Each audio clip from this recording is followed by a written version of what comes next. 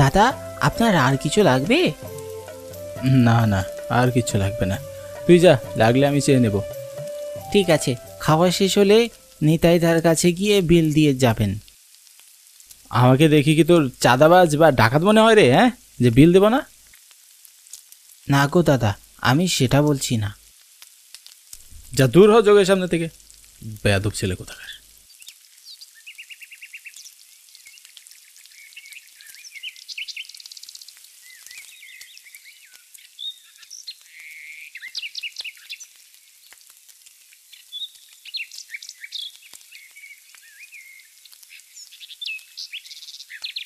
এই নিন নিতাইদা আপনার খাবারের বিল। তবে আপনার দোকানের পিচিটা তো বেশ চঞ্চল। তা ঠিক, হ্যাঁ, বিচিটা তেরা বেকা কথায় অনেকে আমার দোকানেই আসে না, কিন্তু কি করব বলুন, মা মরা ছেলে, মারধর তো করতে পারি না। আর যে যাই করুক, আপনার হাতের রান্না অন্য কোনো দোকানে পাওয়া যাবে না।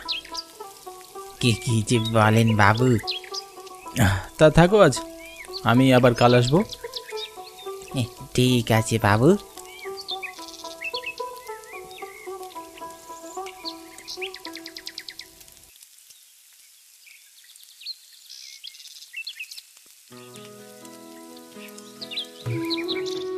নিতাইদার হোটেলের রান্নার মতো স্বাদ আর কোথাও খুঁজে পাওয়া যাবে না। গ্রামের পর গ্রাম, শহরের পর শহর, বিভিন্ন জায়গায় ঘুরে খেয়ে দেখেছি, কিন্তু এই হাতের রান্না, এটা স্বাদই আলাদা। এজন্য তার ব্যবসা অবশ্য বেশ ভালোই চলে। গোটা 4-5টা গ্রাম ঘুরেও কোনো হোটেল পাওয়া যাবে না, সকলেই তার হাতের রান্না খেয়েই তৃপ্তি পায়।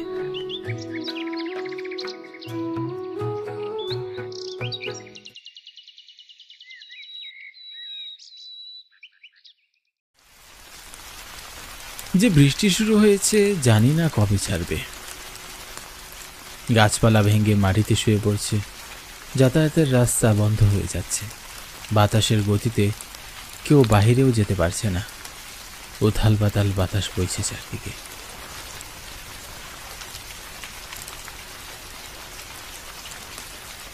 এই ঝড় বৃষ্টির রাতে এত মনীষীর সমাগম, যাই গিয়ে দেখি তো। পুকুর পাড়ে এসে সমাগম দেখে মোটেও ভালো লাগলো না গোপালের। মনের ভিতর আচমকা ভয় ঢুকে গেল তার।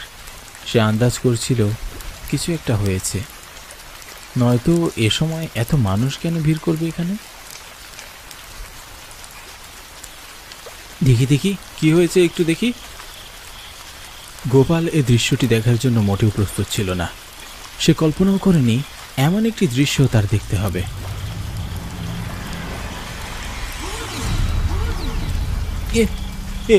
কি করে সম্ভব?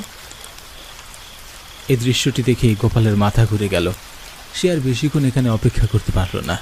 সে যত তাড়াতাড়ি সম্ভব সেখান থেকে চলে যেতে লাগলো।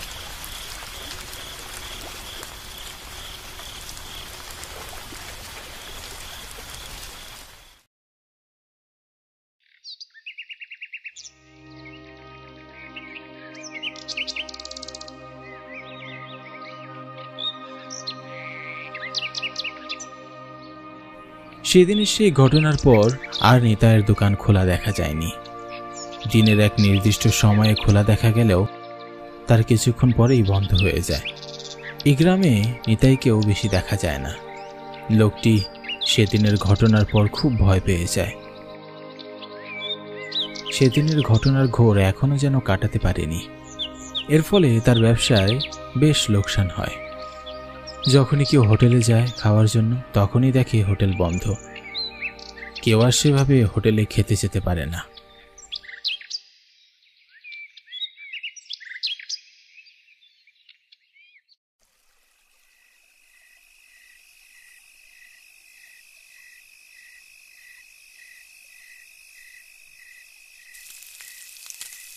আজ কিছুদিন বিরতির পর নিতাইদার দোকান খোলা হয়েছে।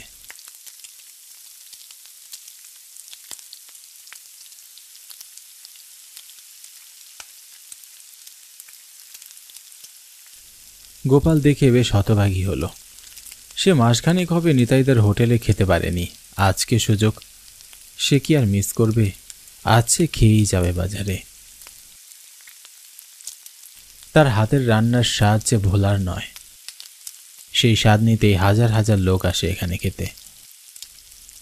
কি গো নিতাই দা, এতদিন পর ভোর সন্ধ্যাবেলা হোটেল খুললে যে? গোপালের কথা যেন নিতাইয়ের কান অবধি পৌঁছলই না। সে তার নিজের মতো কাজ করে গেল। গোপাল আর বেশি কিছু না বলে বসে পড়ল হোটেলে রাখা চেয়ারে। কিছুক্ষণের মধ্যেই তার খাবার চলে আসলো।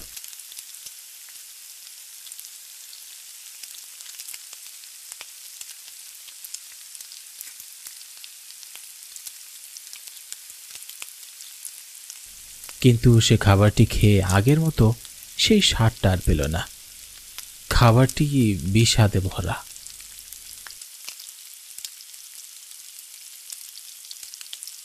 খাবারে যে কোনো স্বাদ নেই। আজ যেন সব টাকাগুলোই জলে যাবে। যাকে কি আর করার।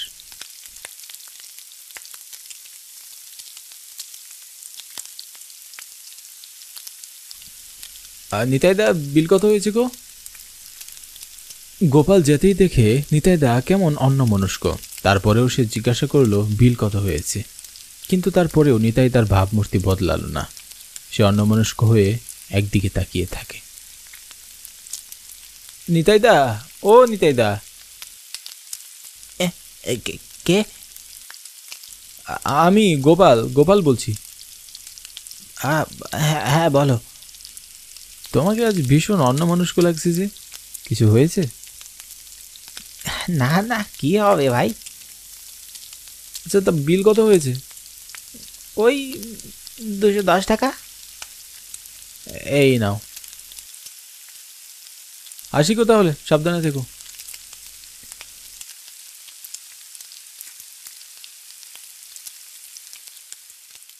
সন্ধ্যা অবধি সব ঠিকই ছিল, কিন্তু হঠাৎ দমকা হাওয়া বইতে শুরু করলো। তার কিছুক্ষণের মধ্যেই ঝড় উঠল চারদিকে। বাতাসে গাছগুলো হেলে দুলছে। কখন জানি গাছ ভেঙে পড়ে মাটিতে। কিন্তু এ সময় হঠাৎই ফুপিয়ে কান্নার শব্দ ভেসে আসলো। তবে কোথায় থেকে আসলো গোপাল বুঝতে পারল না। সে ভাবল হয়তো মনের ভুল, তাই নিজ গন্তব্যে হাঁটা শুরু করল। তবে হঠাৎ 1 মাস আগেই সেই রাতটির কথা তার মনে পড়ে গেল। ঠিক এমনই ভয়ঙ্কর রাত ছিল, যেটা দেখার জন্য গ্রামবাসী মোটেও প্রস্তুত ছিল না। কে কে ওইখানে? দেখে তো কোনো ভদ্র পরিবারের মেয়ে মনে হচ্ছে। তবে এত রাতে ওখানে কি করছে?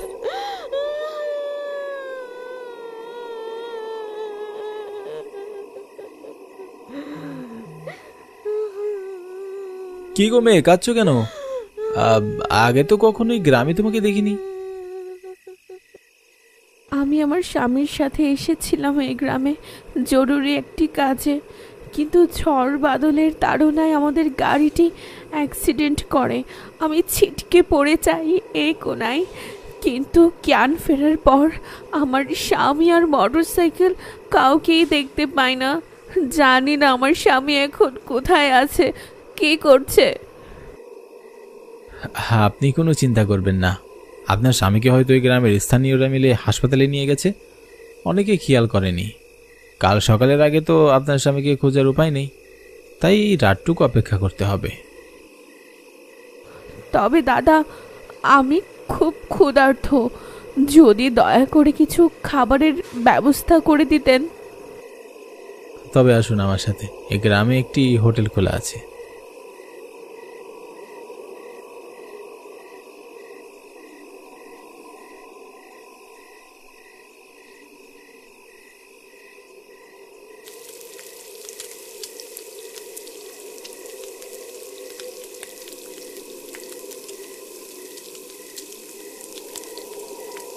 তাই ও নিতাই দা, এখানে কয়েক পদের খাবার দাও তো।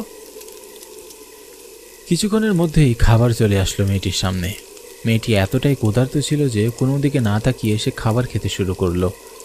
সে এমনভাবে খাচ্ছিল দেখে মনে হচ্ছিল অনেক দিন ধরেই সে খেতে পায় না। মেয়েটির খাবার শেষ হতেই গোপাল আর সেই মেয়েটি নিতাইয়ের কাছে গেল।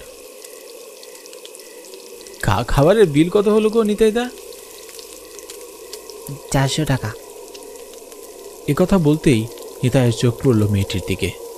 চোখ পড়তেই তার ভুরু কুঁচকে গেল। কেন জানি না, তার মনে হলো হয়তো সে এমন কাউকে কোথাও দেখেছে। খুব পরিচিত মনে হলো তার। কে কে কে তুমি? তোমাকে তো আগে কখনো দেখেছি। তা তো দেখবি, জানিস না আমি কে? মনে পড়ে সেই দিনের কথা? ঠিক 1 মাস আগে কি করেছিলিস আমার সাথে? কথা বলতেই নিতাইদা হকচকিয়ে গেল। তার শরীর থেকে ঘাম ঝরতে শুরু করলো। সে উত্তর কি দেবে সে বুঝতে পারছিল না। মনে পড়বে মানে কি করেছিল?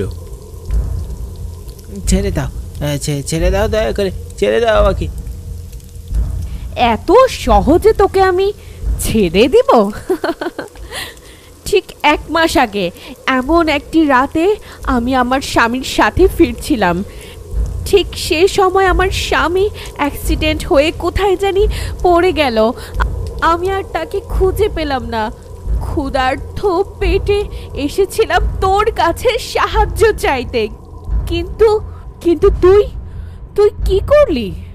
আমার কাছে টাকা না থাকায় আমার অসহায়ত্বের সুযোগ নিলে, তারপর নিজের দোষ ঢাকতে আমাকে মেরে ফেলে আমার মাথা মাটির নিচে লুকিয়ে রাখলি আর দেহ ফেলে দিলি পুকুরে। আজ এমন পরিণতি তোরও হবে।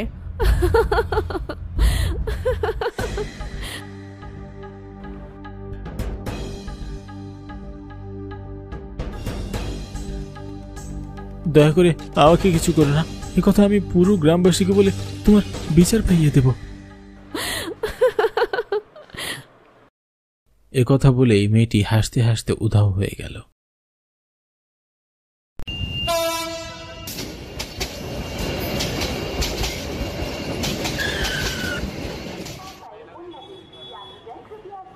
এই যা, ট্রেন তো চলে গেল।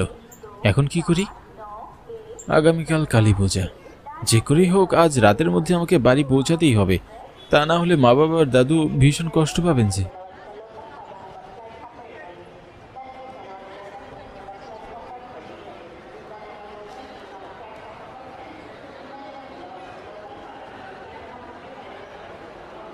দাদা, পরের ট্রেন কটায় আসবে বলুন তো? আপনি যাবেন কোথায়? কৃষ্ণনগর যাব দাদা। রাত 8টায় কৃষ্ণনগর যাওয়ার একটা ট্রেন আছে। 8টায়? এখন তো মাত্র 7টা বাজে। আরো 1 ঘন্টা অপেক্ষা করতে হবে।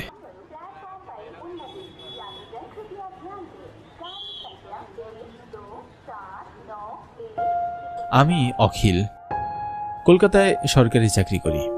কাজের চাপে আজ 2 মাস হলো গ্রামের বাড়ি যাওয়া হয় না। নতুন চাকরি, তাই ছুটিও নিতে পারছিলাম না। কিন্তু কালী পূজাতে বাড়ি না গেলেই যে নয়। আমি না গেলে দাদু বাড়িতে কুরুক্ষেত্র বাঁধিয়ে ছাড়বেন। তাই তো অফিসের কাজ শেষ করে রওনা দিয়েছি। কিন্তু স্টেশনে পৌঁছাতে একটু দেরি হয়ে গিয়েছে। জানি না বাড়িতে ঠিক কটায় গিয়ে পৌঁছাবো। স্টেশন এক প্রকার ফাঁকা বলা যায়। আমি ছাড়া স্টেশনে আর কোনো যাত্রী ছিল না। হঠাৎ ট্রেনের পোপো শব্দে আমি উঠে দাঁড়ালাম।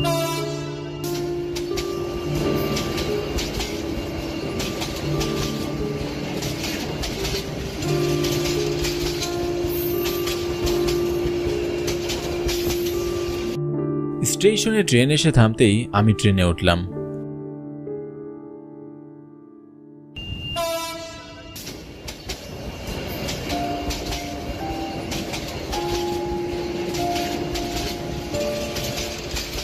জানালার পাশে একটা সিটে হেলান দিয়ে বসলাম। সারাদিন শরীরের উপর দিয়ে অনেক ধকল গিয়েছে, তাই ক্লান্ত শরীরে আমি কখন যে ঘুমিয়ে পড়েছি বুঝতেই পারলাম না। খুব ভয়ঙ্কর একটা স্বপ্ন দেখে ভয়ে আমি চমকে উঠলাম।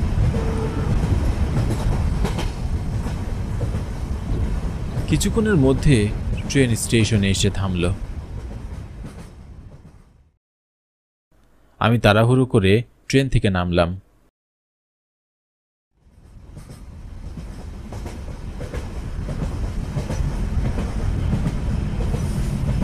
আমি ছাড়া স্টেশনে আর কেউ নামলো না। পুরো স্টেশন একেবারে ফাঁকা ছিল। আমি আশেপাশে তাকিয়ে কাউকেই দেখতে পেলাম না, এমনকি রেলওয়েতে কর্মরত কেউ ছিল না। ঘড়ির দিকে তাকিয়ে দেখলাম রাত 10টা বাজে। ভয়ে আমার বুকের ভেতর মোচড় দিয়ে উঠল। আশেপাশে কোনো রিক্সাও ছিল না, তাই পায়ে হেঁটে বাড়ি যাওয়া ছাড়া আর কোনো উপায়ও আমি দেখছি না। কিন্তু পায়ে হেঁটে যাওয়ার কথা ভাবতেই ভয়ে আমার গায়ের পশমগুলো কাটা দিয়ে উঠল। স্টেশন থেকে আমাদের বাড়ি যেতে হলে খেজুরকাঠি শ্মশান পার হয়ে যেতে হয়। সাধারণত রাতের বেলা গ্রামের মানুষজন এই পথ দিয়ে খুব একটা আসা যাওয়া করে না, তাই এই নির্জন রাস্তা দিয়ে যাওয়ার কথা ভেবে আমার খুব ভয় করছিল। আবার এই অন্ধকার রাতে স্টেশনে একা থাকারও আমার সাহস ছিল না। কি করব কিছুই বুঝে উঠতে পারছি না। হঠাৎ কারো গরম নিঃশ্বাস আমার পিঠে পড়তেই আমি চমকে উঠলাম। কে? পিছনে ঘুরে তাকিয়ে কাউকেই দেখতে পেলাম না। আমি ভীষণ অবাক হলাম। স্পষ্ট অনুভব করেছিলাম কারো নিঃশ্বাস আমার পিঠে পড়েছে। ভয়ে ভয়ে সামনের দিকে তাকিয়ে দেখলাম কালো চাদরে মুড়ি দেওয়া একটা লোক আমাদের বাড়ি যাওয়ার রাস্তায় হেঁটে যাচ্ছেন। আমার মনটা খুশিতে ভরে উঠল। আমার মনে থাকা সমস্ত ভয় সংকোচ মুহূর্তের মধ্যে কেটে যায়। শুনছেন? আরে মশাই, আপনাকেই বলছি, একটু দাঁড়ান, আমিও আপনার সাথে যাব। লোকটা আমার চিৎকার শুনেও দাঁড়ালেন না, এমনকি পিছনে একবার ঘুরেও তাকালেন না। আমি লোকটার এমন আচরণে খুব অবাক হলাম। তারপর আমিও লোকটার পিছনে পিছনে হাঁটতে লাগলাম।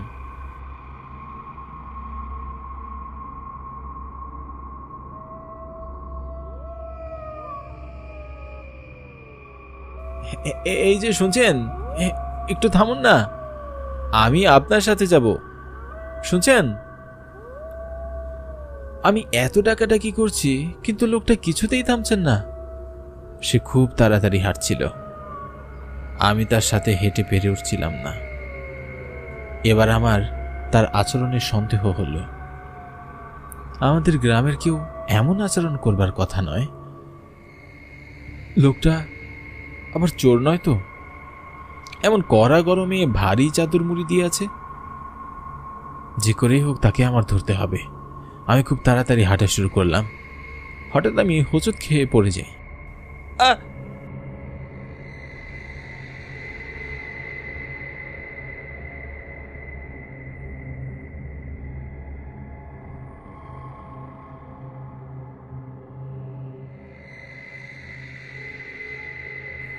সামনে তাকিয়ে আমি ভীষণ অবাক হই।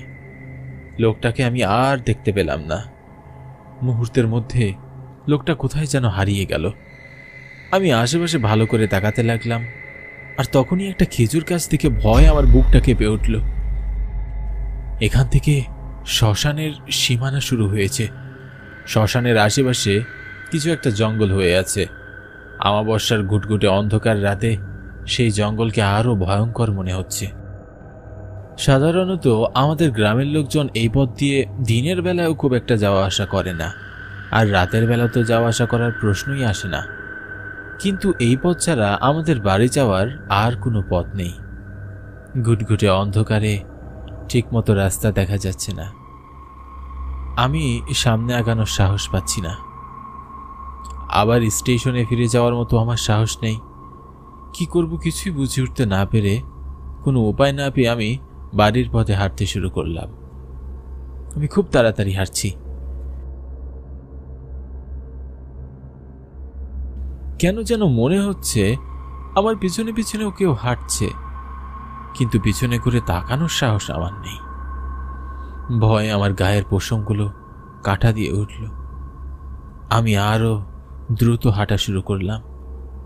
কিন্তু কি আশ্চর্য, আমি এত তাড়াতাড়ি হাঁটছি কিন্তু কিছুতেই যেন শ্মশানের সীমানাটা পার করতে পারছি না। পথ যেন কিছুতেই শেষ হচ্ছে না। ভয়ে আমার বুকের ভিতর ধুকধুক করছে। আমি মনে মনে ঈশ্বরের নাম জপ করছি আর হাঁটছি। হঠাৎ আমি পিছনে ঘুরে তাকিয়ে চমকে উঠলাম। কি আশ্চর্য, আমি এখনো খেজুর গাছের কাছেই আছি। এত সময় হেঁটে আমি একটু সামনে আগাতে পারিনি। ভয়ে আমার বুকের ভিতরটা কেঁপে উঠল। শরীরের সমস্ত শক্তি দিয়ে আমি দৌড়ে পালানোর চেষ্টা করলাম, কিন্তু খুব অদ্ভুতভাবে বারবার ঘুরে ফিরে আমি শ্মশানের সামনেই চলে আসছি। আমার বুকের ভিতরের প্রাণ পাখিটা ছটফট করছে। ভয় আমার প্রাণ যায় যায় অবস্থা। দৌড়াতে দৌড়াতে আমি হাঁপিয়ে গিয়েছি। পানির তৃষ্ণায় গলা শুকিয়ে কাঠ হয়ে গেছে।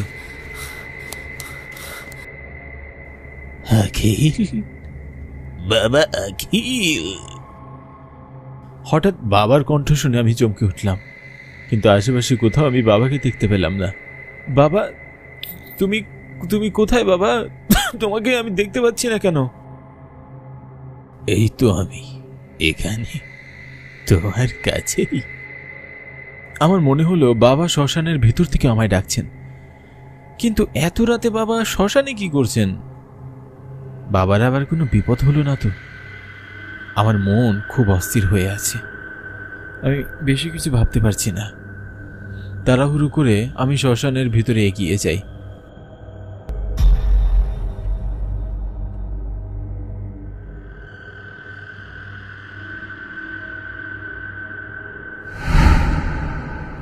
কিন্তু কি আশ্চর্য, আমি ছাড়া শ্মশানের ভিতরে কেউই নেই। এখানে তো আমি কাউকে দেখতে পাচ্ছি না, কিন্তু আমি যে স্পষ্ট শুনেছিলাম বাবা আমায় ডাকছেন। ভয়ে ভয়ে আমার আশেপাশে তাকিয়ে দেখলাম শ্মশানের ভিতরে অনেক খুলি আর কঙ্কাল পড়ে আছে। প্রচন্ড ভয়ে আমার গা কেঁপে উঠল। সেখানে আর এক মুহূর্ত দাঁড়িয়ে থাকার সাহস পেলাম না। তাড়াহুড়ো করে আমি শ্মশান থেকে বেরিয়ে যেতে লাগলাম, আর তখনই কেউ আমার পিছন থেকে ডাকলো আর বলল, চলে যাচ্ছিস? আমি পিছনে ঘুরে তাকিয়ে চমকে উঠলাম। আমি দেখলাম কালো চাদর মুড়ি দেওয়া লোকটা আমার পিছনে দাঁড়িয়ে আছে। আমি খুব অবাক হয়ে বললাম, কে কে আপনি? এই অন্ধকারে শ্মশানের ভিতরে কি করছেন? তোর জন্য অপেক্ষা করছি। আগামীকাল কালী পূজা, আর তুই আজ বাড়ি আসবি তা আমি আগে থেকেই জানি। তাই বলে আমার জন্য শ্মশানে অপেক্ষা করতে হবে কেন? বাড়িতে অপেক্ষা করলেই পারতেন। বাড়ি গেলে কি আর আমি তোকে ধরতে পারতাম?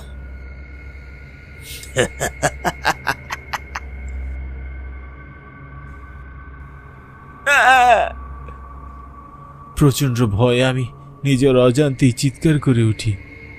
আমি দেখলাম লোকটার পরনে ধবধবে সাদা পোশাক, মুখের অর্ধেক অংশ পোড়া, এক চোখ দিয়ে গড়িয়ে রক্ত পড়ছে, মুখ দিয়ে লালা ঝরছে, হাতের নখগুলো খুব হিংস্র দেখাচ্ছে। ইনি যে কোনো মানুষ নন, ভয়ঙ্কর একটা প্রেতাত্মা, তা বেশ বুঝতে পারছি। ভয়ে আমার চোখ কপালে উঠে যায়, বুকের ভেতরটা পানি শূন্য হয়ে যায়, হাত পা থরথর করে কাঁপতে থাকে। প্রেতাত্মাটা খুব কর্কশভাবে বলে, তোর বাবাকে মেরেছি, এখন তোকে মারবো, তোর পরিবারকে নির্বংশ করে ছাড়বো। প্রেতাত্মাটার হুঙ্কার শুনে আমি আর সেখানে দাঁড়িয়ে থাকার সাহস পেলাম না। প্রচন্ড ভয় আমি দৌড়ে পালানোর চেষ্টা করলাম। আমি আমার শরীরের সমস্ত শক্তি দিয়ে দৌড়াচ্ছি, কিন্তু খুব আশ্চর্যজনকভাবে বারবার ঘুরে ফিরে আমি প্রেতাত্মাটার সামনেই চলে আসছি, আর প্রেতাত্মাটা খুব ভয়ঙ্কর ভাবে হাসছে। ভয় আমার প্রাণ যায় যায় অবস্থা। বুকের ভেতরের প্রাণ পাখিটা ছটফট করছে, মনে হচ্ছে এখনই প্রাণ পাখিটা বেরিয়ে যাবে।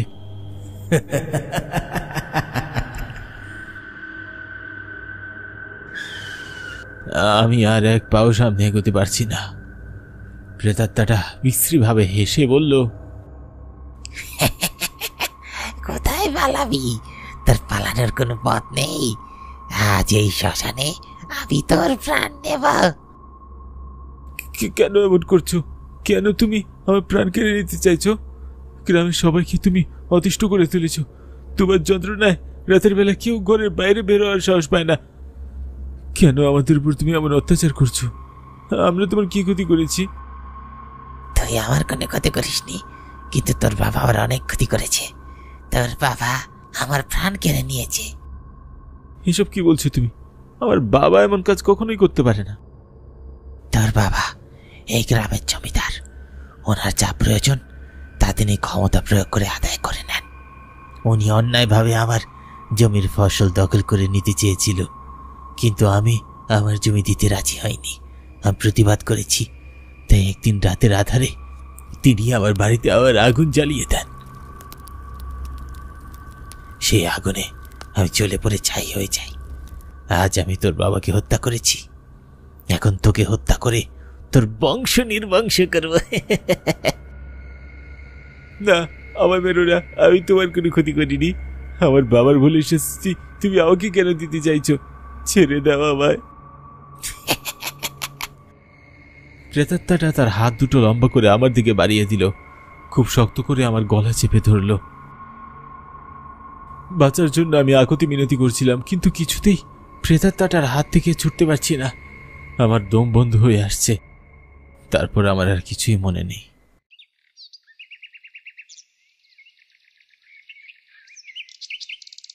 সূর্যের কড়া আলো আমার চোখে পড়তেই আমি জ্ঞান ফিরে পাই। আমি এখনো বেঁচে আছি, তা যেন আমার বিশ্বাসই হচ্ছে না। এক পা দুপা করে এগিয়ে আমি বাড়ির দিকে হেঁটে যাই। জানি না বাড়িতে এখন কি অবস্থা।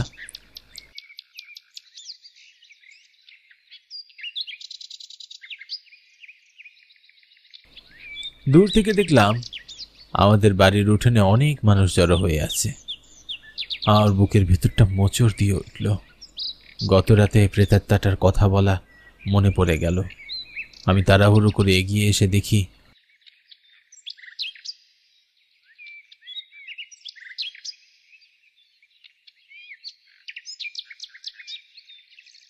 উঠানে আমার বাবার নিথর দেহ পড়ে আছে।